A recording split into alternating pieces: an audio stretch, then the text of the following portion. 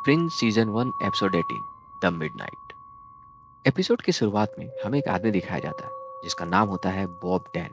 वो किसी पार्टी में जाने के लिए रेडी हो रहा होता है और वहीं पास रखे टीवी में शहर में हो रहे मर्डर्स के बारे में न्यूज आ रही होती है। यानी कि शहर में कोई सीरियल किलर घूम रहा होता है।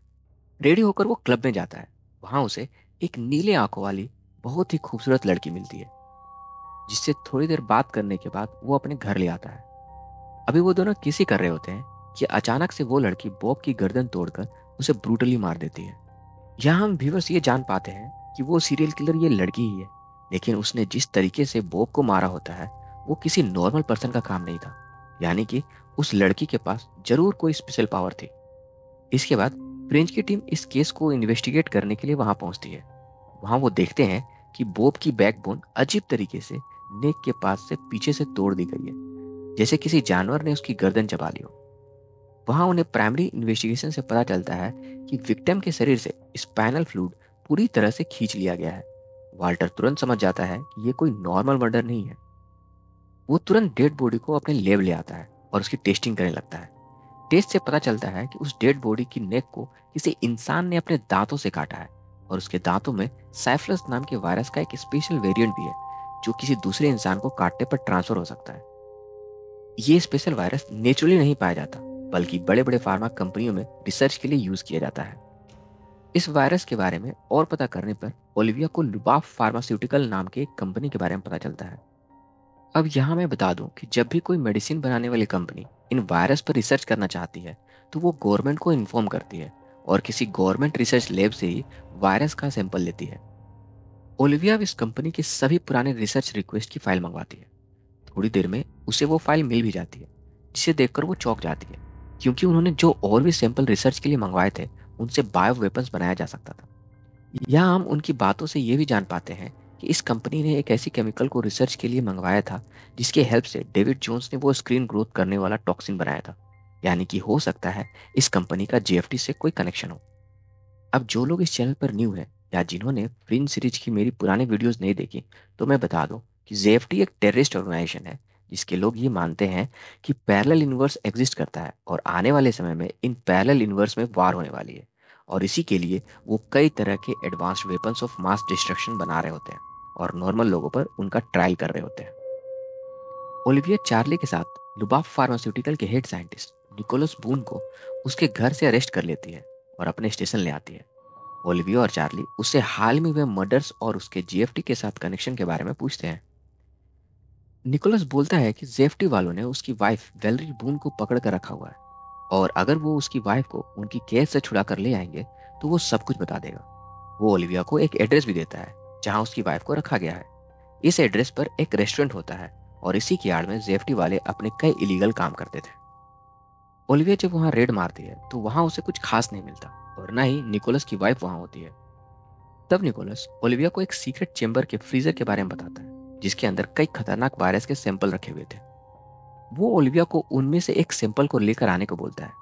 यहाँ वो रिवील करता है कि जेएफटी वालों ने उसकी वाइफ को कहीं कैद करके नहीं रखा, बल्कि इसी वायरस से इन्फेक्ट कर दिया है, जिसके चलते वो एक किलर बन गई है जिसे जिंदा रहने के लिए लोगों के स्पाइनल फ्लूइड की जरूरत होती है। वो बताता है कि वेलेरी अपनी हालत से खुद भी बहुत परेशान है। वो खुद को रोकना चाहती है लेकिन उसका शरीर उसे मजबूर करता है और इसीलिए वो लोगों को मारकर उनके स्पाइनल फ्लूइड को पी जाती है।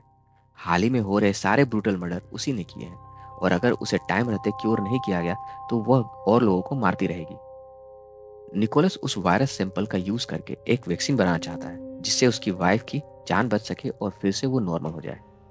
ओलिविया निकोलस को वॉल्टर के लेब ले जाती है ताकि वो वहां जल्दी से उस वायरस का वैक्सीन बना सके। वॉल्टर और निकोलस उस वायरस का वैक्सीन बनाने में लग जाते हैं, लेकिन एक प्रॉब्लम आ जाती है। वैक्सीन बनाने के लिए उन्हें निकोलस का स्पाइनल फ्लूइड चाहिए होता है क्योंकि उसी का स्पाइनल फ्लूइड वायरस बनाने में यूज हुआ था। वाल्टर पहले तो ये मना कर देता है क्योंकि निकोलस ने पहले ही अपना काफी स्पाइनल फ्लूइड यूज कर लिया होता है, जिसके चलते अब वो चल फिर भी नहीं पाता। अगर उसने फिर से अपना स्पाइनल फ्लूइड निकाला तो उसकी मौत भी हो सकती है। यहाँ निकोलस वॉल्टर को ट्रिक करता है। वो बताता है कि उसने मितर कर लिया है, अगर वो अपना सिर्फ 25 ml स्पाइनल फ्लूइड निकालेगा तो उसे कुछ नहीं होगा। वाल्टर उसकी बातों में आ जाता है और उसका स्पाइनल फ्लूइड निकाल लेता है। अब वैक्सीन बनकर रेडी थी, लेकिन निकोलस की हालत खराब होने लगती है और वो वॉल्टर से एक वीडियो रिकॉर्डर लाने को बोलता है। उधर ओलिविया को लगातार मिल रहे डेड बॉडी से ये पता चलता है कि वेलेरी उन लोगों को क्लब से उठाती थी, फिर उन्हें कहीं सुनसान जगह पर ले जाकर मार देती थी।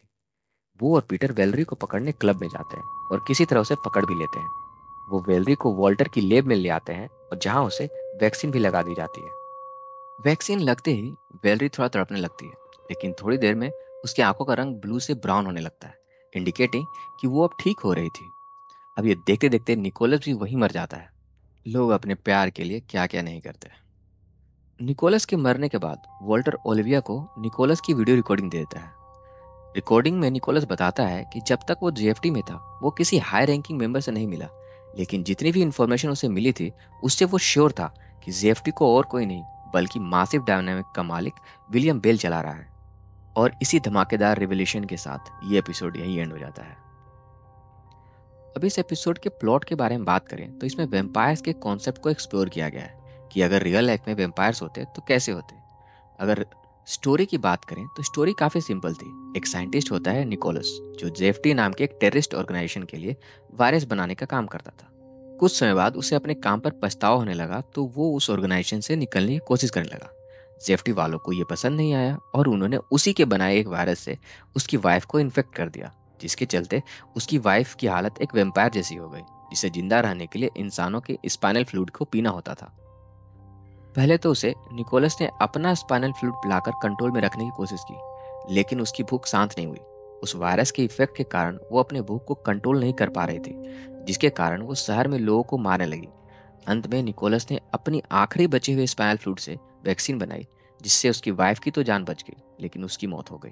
तो दोस्तों, ये थी fringe season 1 episode 18 the midnight की पूरी कहानी। एक ऐसी कहानी जिसमें विलेन भी असल में एक विक्टिम निकलती है।